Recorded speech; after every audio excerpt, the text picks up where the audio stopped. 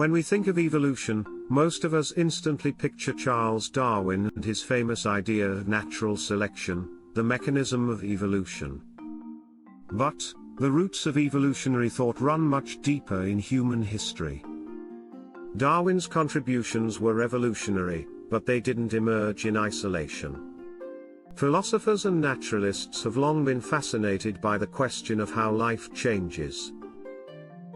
Aristotle, who lived over 2,300 years ago, was one of the first to systematically categorize living beings and explore their transformations. In the 1st century BCE, we find Lucretius, the Roman philosopher, writing De Rerum Natura, on the nature of things, where he describes how only the brave, the fast, and the cunning survive the trials of time. It was an early glimpse at a struggle for existence. Around the same time, Buffon, a French naturalist, suggests that organisms adapt to their environments and slowly evolve. And Thomas Malthus, who observed that population growth tends to outpace resources, setting the stage for a struggle where not all survive. Finally enters Darwin with his landmark 1859 work, On the Origin of Species. He didn't just speculate, he compiled, observed, and demonstrated that natural selection explains how species evolve. Natural selection, Darwin said, is the law of nature that favors individuals best suited to their environment, those who survive, and more importantly, reproduce.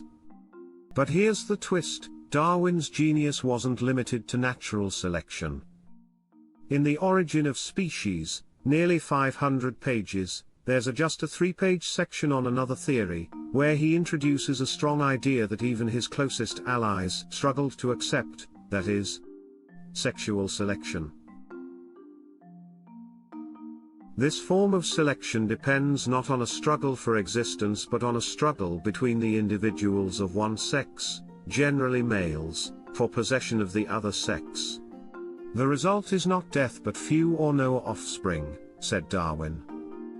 He stated that while natural selection is about survival, sexual selection is about reproduction.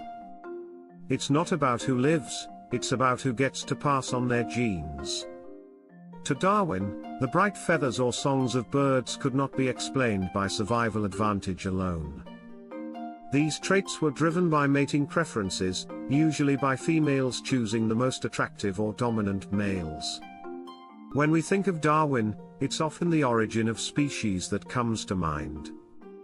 It's his lesser known, but perhaps stronger than all work, is The Descent of Man, and Selection in Relation to Sex. Published in 1871, it expands that brief mention of sexual selection into an entire theory, with vivid examples from the animal world. Darwin argued that sexual selection helps explain not only striking male-female differences in animals, but also the variation between human populations. He showed that the struggle for mates, be it through combat, display, or courtship, shapes the evolution of species just as powerfully as the struggle for survival. Think of the rooster's crow, the elephant's courtship rituals, or even the bizarre anatomy of duck vaginas. These are not survival tools. They are products of sexual selection. So, why did it take nearly a century for Darwin's theory of sexual selection to be taken seriously by science? Why did so many evolutionary biologists, many of them proudly Darwinian, dismiss this part of Darwin's work? Could it be because of our own anthropocentric or gendered biases?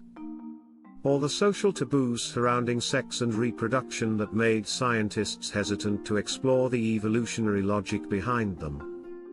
In my next episode, we'll go back to Darwin's time and revisit the heated debates around sexual selection. What were the objections? Who resisted, and why? And how did this theory finally find its place in modern evolutionary biology? Stay tuned, and don't forget to subscribe.